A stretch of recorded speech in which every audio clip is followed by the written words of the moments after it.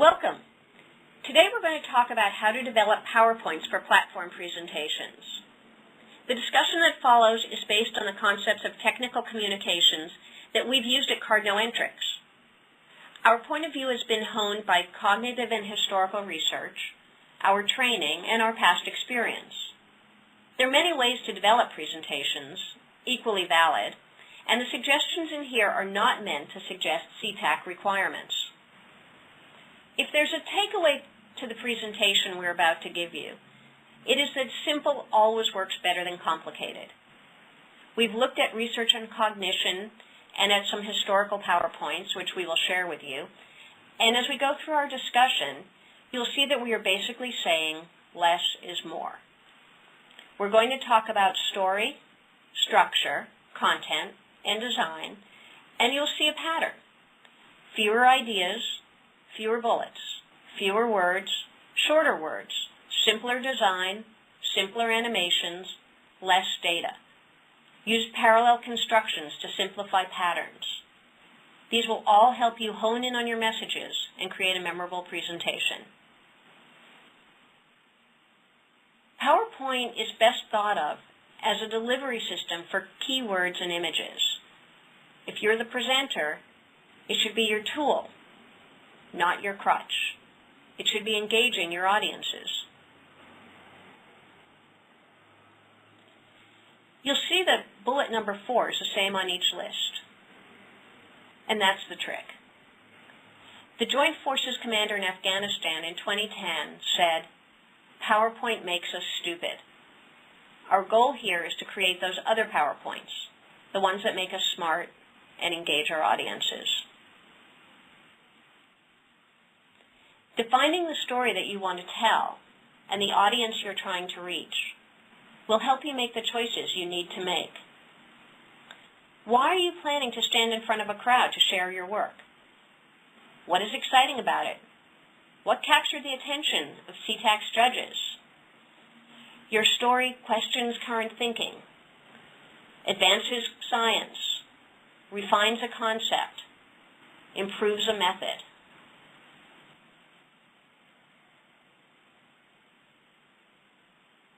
This presentation is not a dialogue between you and the 1 or 2 people you know in the audience.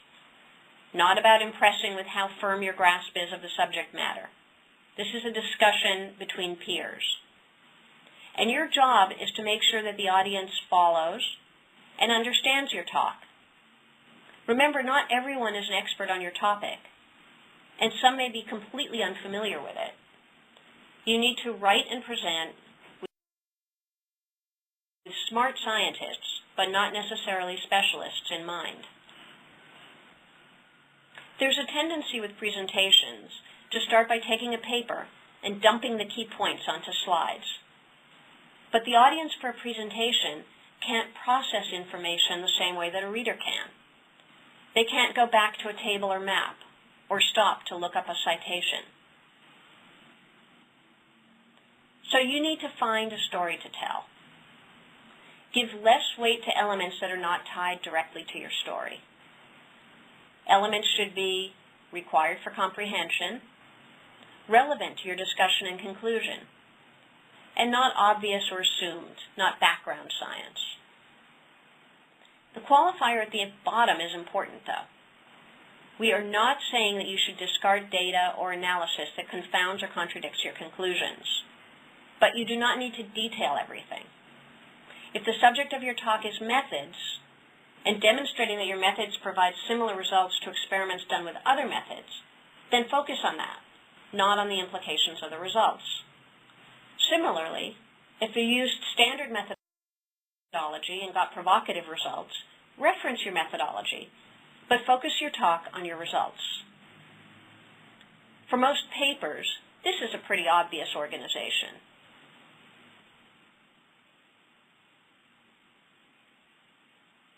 But your organization might look more like this, or this. But even with this natural structure, remember to tell a story that's engaging. And this is advice you've probably heard before, Make sure that you start by telling your audience what it is you're going to tell them, then set out to do so, and finish up by reminding them of the story you just told. Summarize, tell, remind. This is both your overall structure and can be the structure for your individual sections as well. The more guideposts you provide, the more you help to keep your audiences with you. The relevant point from this research by Mayer and Marino. I'm not going to read what they wrote because you can process it better if you read it yourself.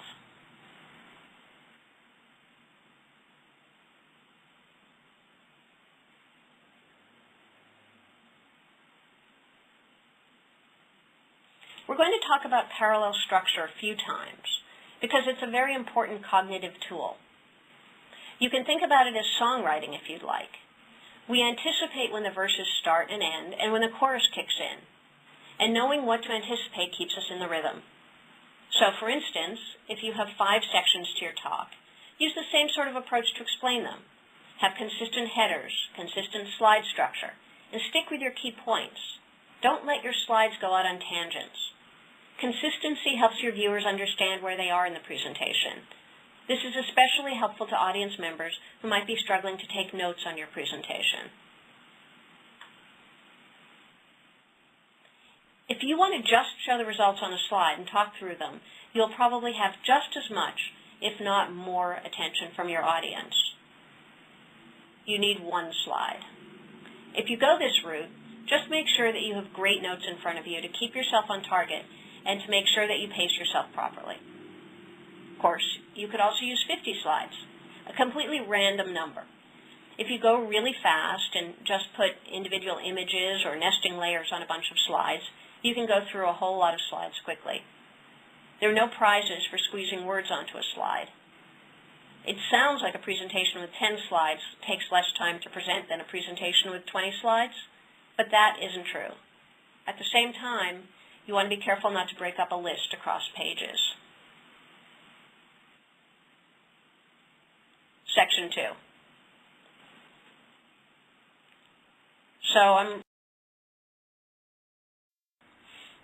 Bullets are a form of outlining. Think back to the rules of outlining that you learned early on and apply them here.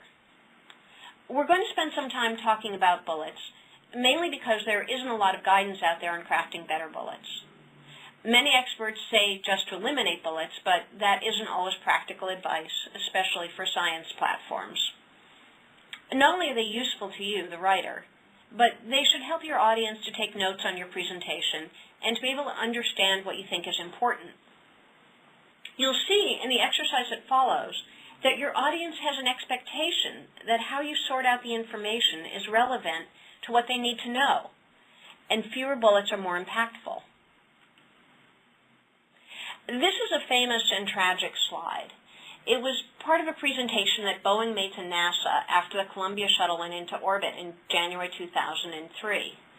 A small piece of foam had penetrated the thermal protection system on the leading edge of the left wing at takeoff. When the shuttle was in orbit, engineers pondered the implications of the breach. They met, they shared PowerPoints, and in the end they took no action. On February 1st, the shuttle disintegrated during re-entry, killing all 7 astronauts on board. The Accident Review Board examined the PowerPoint deck that included this slide. In fact, Volume 1 of the accident report specifically calls out this presentation, and I quote, "The choice of headings, arrangements of information, and size of bullets on the key chart serve to highlight what management already believed." After the accident, Edward Tufte, the Yale Emeritus Professor and guru of visual communication, was asked to evaluate some of the communications, and his report was quite withering. I'm going to take you through this slide looking at a few different aspects of how it didn't work as a communications tool. I'm not going to go over the same material as Tufte does, so if you're interested in learning more, you should also go to the report of the Columbia Accident Investigation Board, Volume 1, pages 191 and 201. or look at Tufte's full analysis on his website, edwardtufte.com. Try to speed your way through this while I talk. You will immediately see that it's not easy to do. The risk of throwing up slides like this and then talking over them is that your audience doesn't understand. First, note that it's really 2 slides. The first slide is all about the good news. Our model conservatively suggests an overprediction of penetration. But now to the bad news at the bottom. The actual flight is outside the test database, and there could be significant injury. I'm going to help you with some boxes here and some essential paraphrasing. Spray-on foam insulation can penetrate the hard tile coating of the thermal protection system. And if it does, it could do a lot of damage. And by the way, the impact is 640 times what we tested for in our model. So we really don't know what this means for the astronauts currently orbiting space in this shuttle.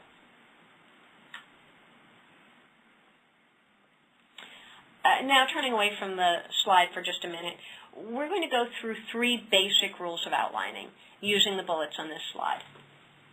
Conventional wisdom is that you should use no more than 6 bullets per slide. My personal preference is to use more slides and less bullets. A couple exceptions: if you're listing steps, it's helpful to see from the first step through to the last. And if you want to show a universe of information, it's helpful not to break it up. For instance, it could be helpful to see your conclusions all in one place. Or conversely, you could put each conclusion on its own slide and flip through them quickly. Our style in this presentation is to give you more slides with less detail, hoping that you will take 1 or 2 pieces of information from each slide.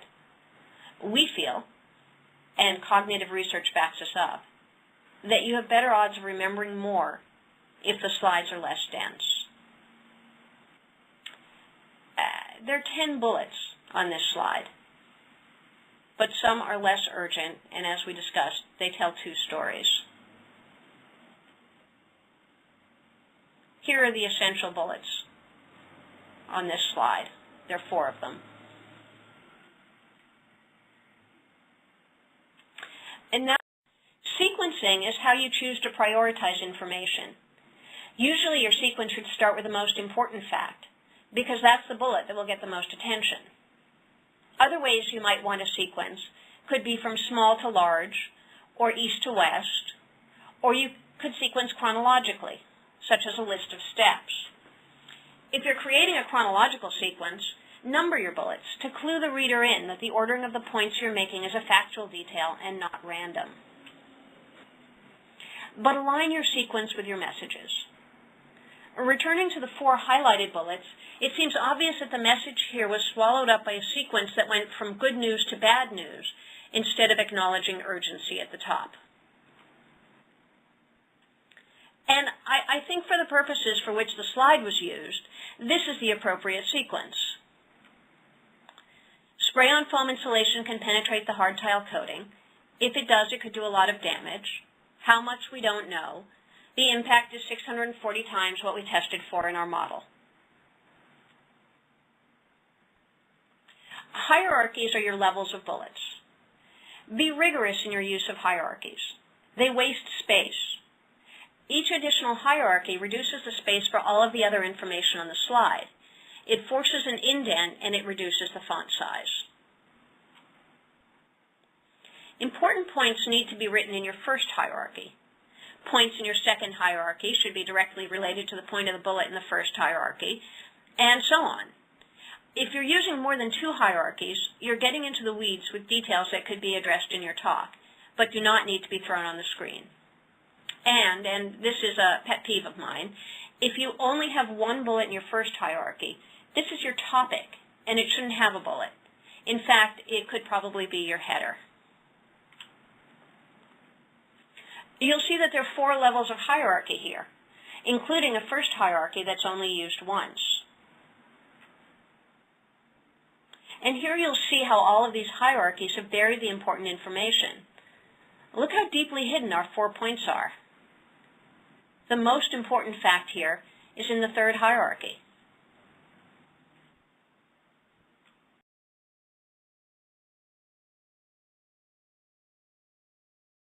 beyond the structure of the bullets, let's look at the actual words on the slides.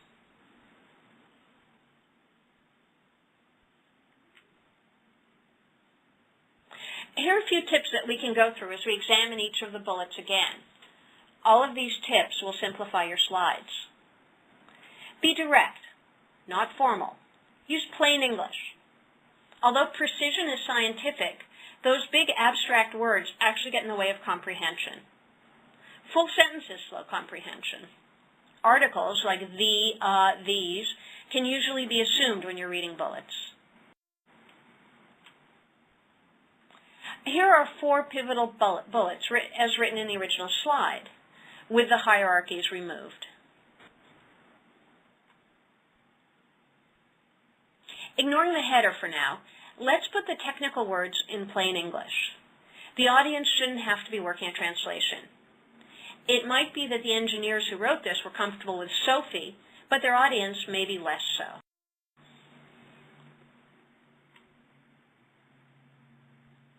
Cut out your redundancies. You'll see that the 2 phrases circled here are completely useless. What are you really trying to say? Be direct and think about whether you really need to. Correct language is more memorable. Here's another quote from the accident report. The uncertainties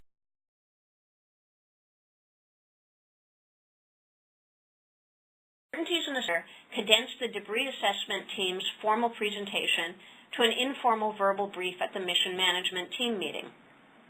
In other words, they couldn't remember and articulate the significant points. And here we shorten up the sentences and put back the nouns to create direct points. And now, once we've cut through the noise, let's think about what we are trying to say here. It's really only 2 points, 2 terrifying facts, and 1 underlying piece of data. Now let's look at that header.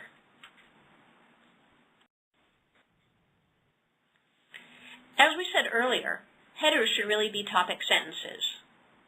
And a solid point can be made with no header at all, just 1 or 2 points on a slide, as we do on a lot of slides in this presentation.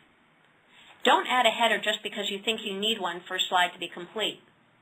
Use a header to frame the text within your bigger story or to provide context. Back to the Boeing slide and its contradictory title. The title suggests conservatism when in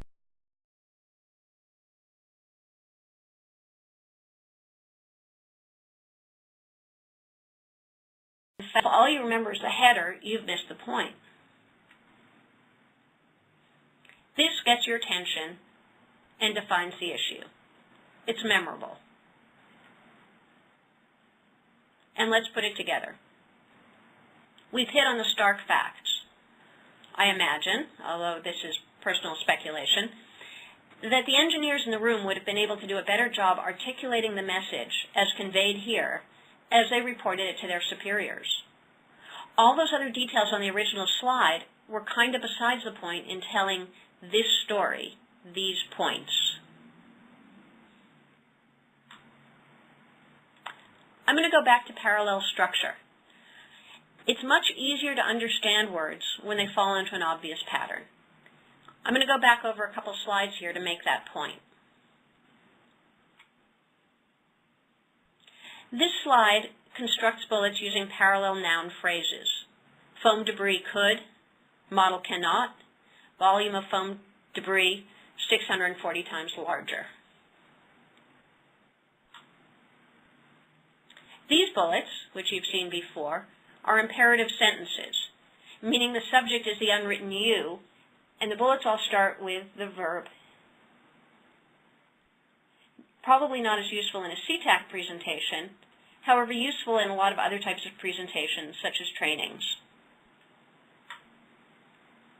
And here we're using gerund phrases, which are just phrases using ing words. This is a useful shorthand when all of the bullets can be categorized using one action. Here, the relatively weak action is keep in mind.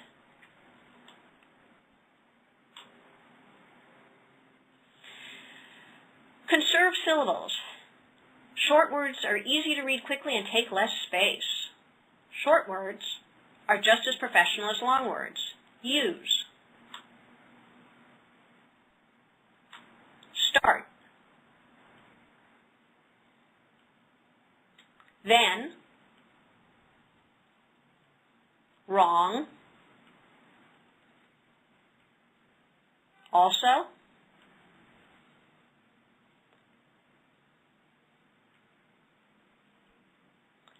And try not to use a phrase when a word will do, such as these.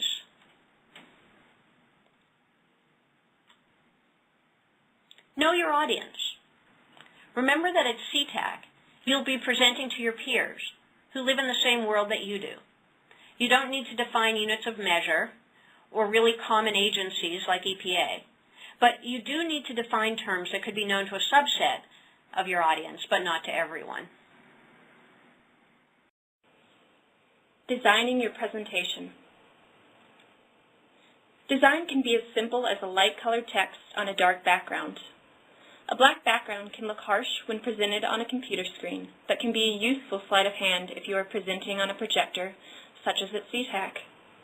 The black background disappears and you are left with borders within borders when you present images or figures.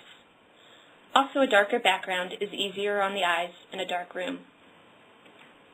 If you would like more structure and are not comfortable designing your own presentation, there are plenty of templates available that can help unify your presentation. Microsoft offers a variety of free ones on their website and built into PowerPoint. A graphic designer can even help you prepare a custom one that is unique to your topic. But choose a template wisely.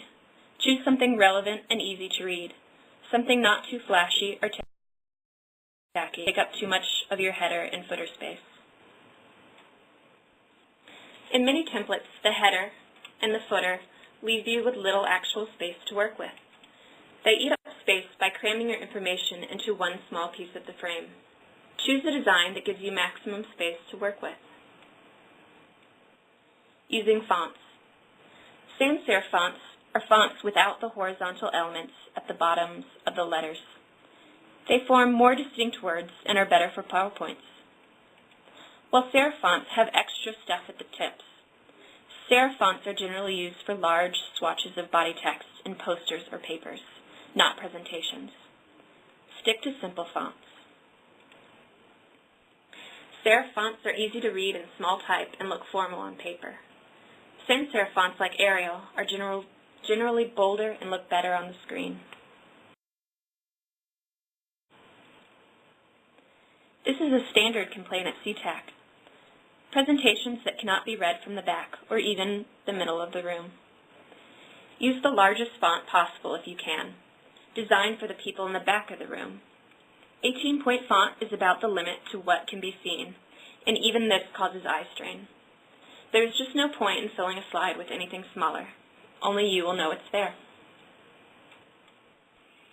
Another common mistake is not spacing text effectively. Here is a list of things you might present that runs all together as is. Make it easier to digest by grouping like things and emphasizing key points. Physical closeness implies relationship.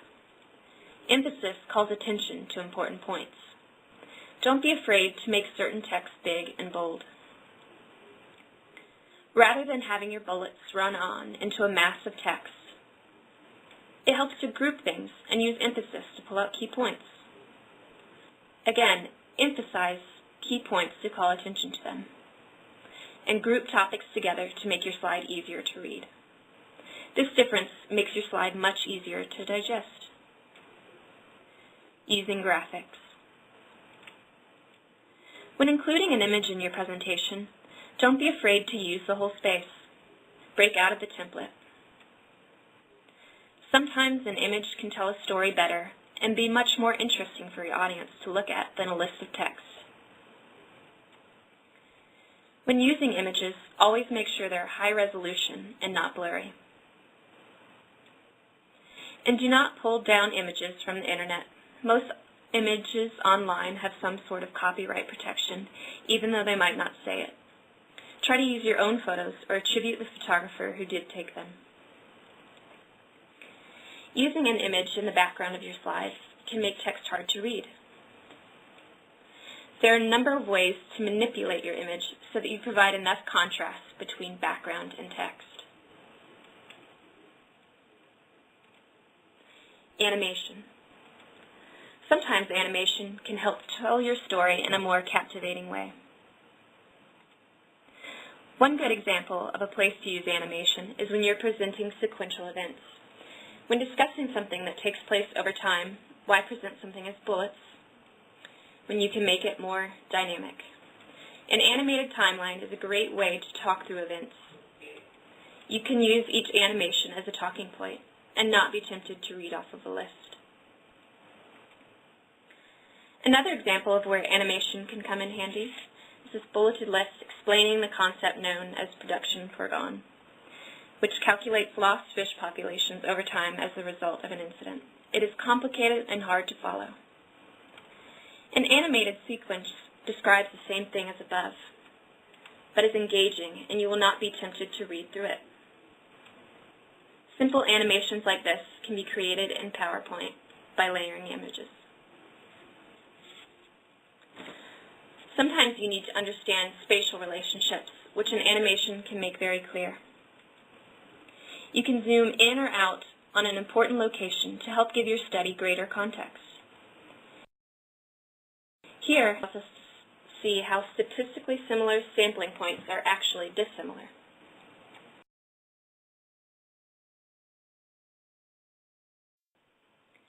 Animation. Sometimes animation can help tell your story in a more captivating way. One example of a good place to use animation is when you're presenting sequential events.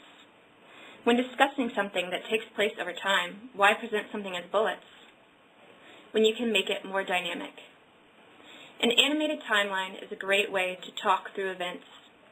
You can use each animation as a talking point and not be tempted to read off of a list.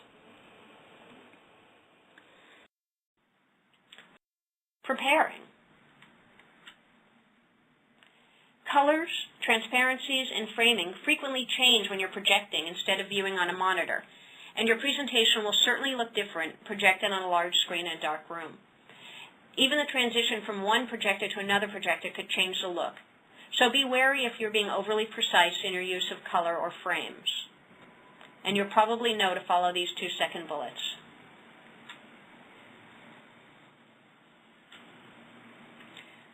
Participating in your session should be a pleasurable event for you and for your audience.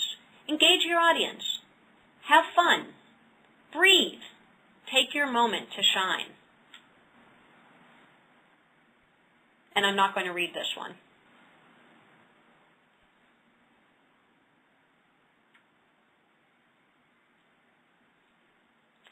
Bullet 1 goes for implied as well as explicit asks. This isn't a sales pitch. And for bullet 2, remember that SETAC is a professional organization that espouses a broad range of points of view. The conference is meant to provoke debate, but not attacks. Be careful to avoid violating copyright. When in doubt, obtain permission to use materials.